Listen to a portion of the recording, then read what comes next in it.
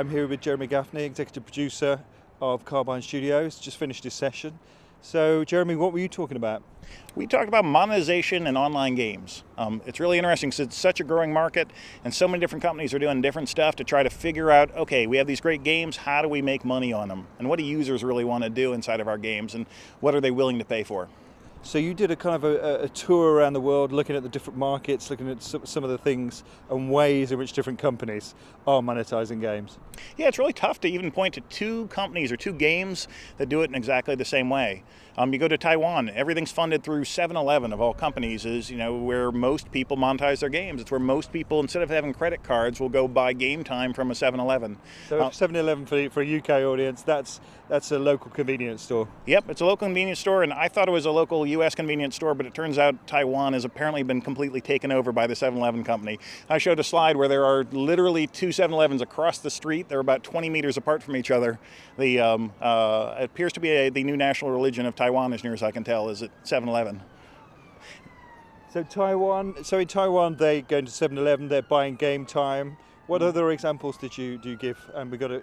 Apologies for the siren in the background. Sounds like there may be just an arrest about to happen.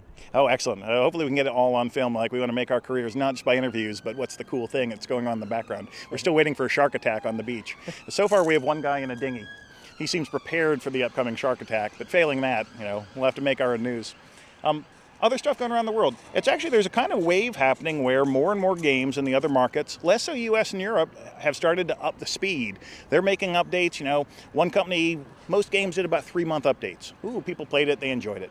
Oh, then the company competes by going 2 months, and another one in 1 month. And now in, for instance, Asian markets, many games do weekly content updates. This is ridiculously fast for, US and Europe, but you're seeing League of Legends, 3-week updates. Guild Wars is now doing, these 2-week updates. More and more, the pace is speeding up where players want more and more and more, and I think companies are starting to give it to them. And the models are very different too. It used to be, sort of homogenous models, but now people have found new ways to make money. Something that's really popular. In a Chinese game, they make about $4 or $5 million every month by just selling flowers. Only guys can buy the flowers, they give them to a girl, and who's the most popular girl who can get the most flowers? Well, she gets a cool reward, she gets a neat item to use. This simple little practice, the guys want to impress the girls are trying to do what they can to get as popular as possible, and you have both parties are really happy buying these flowers and consuming these flowers, and the company's ecstatic because they're busy making hundreds of millions of dollars a year based on this kind of transaction. These are the sorts of things that are interesting. It's like, what's compelling about human nature and how can you tap into that in your online game? And it's an interesting study. So a question for you, your online game, which is going to be coming out later this year, WildStar, how are you going to be making money from it? So we're actually, part of the reason we came out to talk about it here is we're leading up to a big reveal over the next month or so about what we're doing that's really compelling. And so we haven't talked details, but what we are talking is it's about all those aspects of letting people pay how they want to pay. There are some really interesting things happening in our industry where people have figured out how to bridge that gap between free to play and having lots and lots of people playing, but maybe not, paying that much or, not really participating in the economy. Versus pay to win, where everybody feels like, oh, it's dominated because just spending money is not skill-based, versus subscription where okay, I'm not going to get gouged. I'm not going to get screwed over by like transaction after transaction. I know exactly what I want to pay. So we're trying to find our own sweet spot in this market where we can actually have people not feel like they're getting screwed over, where we can actually make people, who don't want to pay a ton have an option, but then also make you not feel like you have to pay or you're going to get blown out of the water when you're playing the game. Will you be able to buy flowers?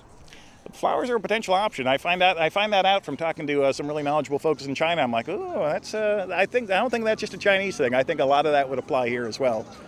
And so we're at Develop. It's obviously not your first time here. Is it a favourite for you, this event? I love Develop because I think it is a gathering of really smart folks who get to talk about stuff that we love. Nobody's in this business because they want to make B games. Nobody's in this business because I'd rather be doing a spreadsheet or something boring. It's a passionate industry and it's full of crazy people. And, getting all these crazy people in one area together, I think is quite nice. The hygiene, sometimes maybe a little arguable, but otherwise, it's great to get all these guys together. And Jeremy, you seem to have brought a bit of the California weather with you. Thanks for that. Hey, my pleasure. Yeah, this is an average day. I assume in Brighton it's pretty much like this, every single day. So I'm told by all the natives. Yeah. You believe it. You keep believing that. Fantastic, Jeremy. Enjoy the rest of Develop. Thank you. Good deal. Thank you so much.